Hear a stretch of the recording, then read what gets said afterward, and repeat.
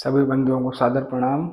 आशा करता हूँ कि आप कुशल मंगल होंगे, स्वस्थ होंगे और तंदुरुस्त होंगे।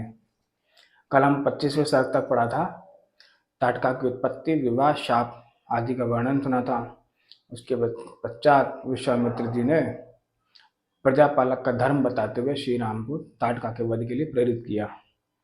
अब आज उसी क्रम में 26वें अध्याय का पठन करेंगे, जिसमें ताटका के वध का प्रसंग है। आपको ये वीडियोस कैसे लग रहे हैं कमेंट्स में बताइए। चलिए पठन शुरू करते हैं। जय श्री सीताराम। बालकांडे षड्विंशः सर्गः। इस सर्ग में श्री राम द्वारा ताटका का वध, इसका वर्णन है। अब कथा।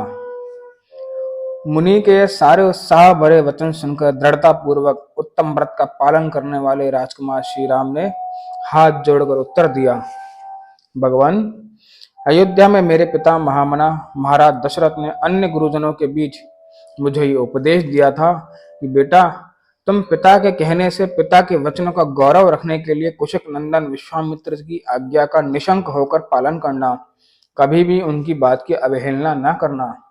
अतः मैं पिताजी के उस उपदेश को सुनकर आप ब्रह्मवादी महात्मा की आज्ञा से ताटका वध संबंधी कार्य को उत्तम मान के करूंगा, इसमें संदेह नहीं है।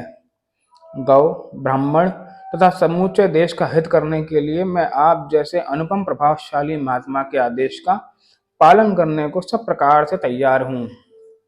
ऐसा कहकर शत्रुदमन श्री राम ने धनुष के मध्य भाग में मुट्ठी बांधकर उसे जोर से पकड़ा और उसकी प्रत्यंचा पर तीव्र टंकार दी। उसकी आवाज से संपूर्ण दिशाएं गूंज उठी। उस शब्द से ताटका वन में रहने वाले समस्त प्राणी थर्रा उठे। ताटका भी उस टंकार घोष से पहले तो किंकर्तव्य विमूढ़ हो उठी, परंतु फिर कुछ सोचकर अत्यंत क्रोध में भर गई। उस शब्द को सुनकर वह राक्षसी क्रोध से अचेत सी हो गई थी। उसे सुनते ही वह जहां से आवाज आई थी उसी दिशा की ओर रोषपूर्वक दौड़ी। उसके शरीर की ऊंचाई बहुत अधिक थी। उसकी मुखाकृति विकृत दिखाई देती थी। क्रोध में भरी हुई उस विकराल राक्षसी की ओर दृष्टिपात करके श्री राम ने लक्ष्मण से कहा, लक्ष्मण, देखो तो सही, इस यक्षिणी का शरीर कैसा दारुण एवं भयंकर है। इसके दर्शन मात्र से भीरू पुरुषों के हृदय विदीर्ण हो सकते हैं। माया बल से संपन्न होने के कारण यह अत्यंत दुर्जय हो रही है। देखो, मैं अभी इसके कान और नाक काटकर इसे पीछे लौटने को विवश किए देता हूँ। यह अपने स्त्री स्वभाव के कारण रक्षित है, अतः मुझे इसे मारने में उत्साह नहीं है। मेरा विचार यह है कि मैं इसके बल पराक्रम तथा गमन शक्ति को नष्ट कर दूं, अर्थात इसके हाथ पैर काट दूं। श्री राम इस प्रकार कह ही रहे थे कि क्रोध से अचेत हुई ताटका वहां आ पहुंची और एक बाँह उठाकर गर्जना करती हुई उन्हीं की ओर झपटी। यह देख ब्रह्मर्षि विश्वामित्र ने अपने हुंकार के द्वारा उसे डांट कर कहा, रघुकुल के इन दोनों राजकुमारों का कल्याण हो, इनकी विजय हो। तब ताटका ने उन दोनों रघुवंशी वीरों पर भयंकर धूल उड़ाना आरंभ किया।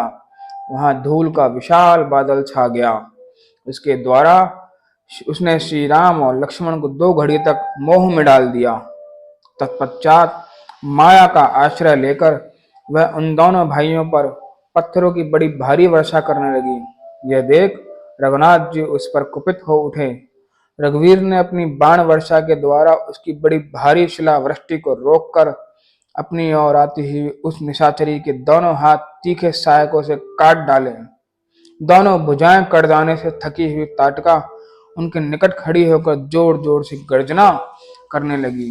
यह देख सुमित्रा कुमार लक्ष्मण ने क्रोध में भरकर उसके नाक कान काट लिए, परंतु वह तो इच्छा अनुसार रूप धारण करने वाली यक्षिणी थी, अतः अनेक प्रकार के रूप बनाकर अपनी माया से श्री राम और लक्ष्मण को मोह में डालती हुई अदृश्य हो गई।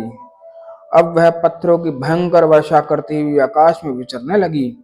श्री राम और लक्ष्मण पर चारों ओर से पत्थरों की वृष्टि होती देख तेजस्वी गादी नंदन विश्वामित्र ने इस प्रकार कहा, श्री राम, इसके ऊपर तुम्हारा दया करना व्यर्थ है। ये बड़ी पापनी और दुराचारणी है, सदा यज्ञों में विघ्न डाला करती है और ये अपनी माया से पुनः प्रबल उठे इसके पहले ही इसे मार डालो, अभी संध्या काल आना चाहता है, इसके पहले ही यह कार्य हो जाना चाहिए, क्योंकि संध्या के समय राक्षस दुर्जय हो जाते हैं।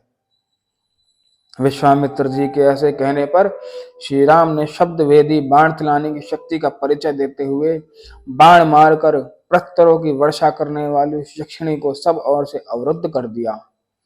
उनके बाण समूह से घिर जाने पर माया बल से युक्त वह रक्षिणी जोर जोर से गर्जना करते हुए श्री राम और लक्ष्मण के ऊपर टूट पड़ी। उसे चलाए हुए इंद्र के वज्र की भांति वेग से आती देख श्री राम ने एक बाण मार के उसकी छाती चीर डाली। तब ताटका पृथ्वी पर गिरी और मर गई। उस भयंकर राक्षसी को मारी गई देख देवराज इंद्र तथा देवताओं ने श्री राम को साधुवाद देते हुए उनकी सराहना की। उस समय सहस्त्रलोचन इंद्र तथा समस्त देवताओं ने अत्यंत प्रसन्न एवं हर्षोत्फुल्ल होकर विश्वामित्र जी से कहा, मुने कुशिक नंदन, आपका कल्याण हो।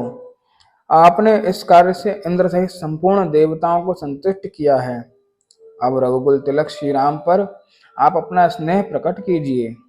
ब्राह्मण प्रजापति कृशाश्व के अस्त्र रूपधारी पुत्रों को, जो सत्य पराक्रमी तथा तपोबल से संपन्न हैं, श्री राम को समर्पित कीजिए।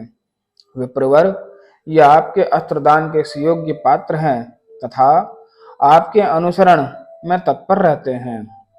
राजकुमार श्री राम के द्वारा देवताओं का महान कार्य संपन्न होने वाला है।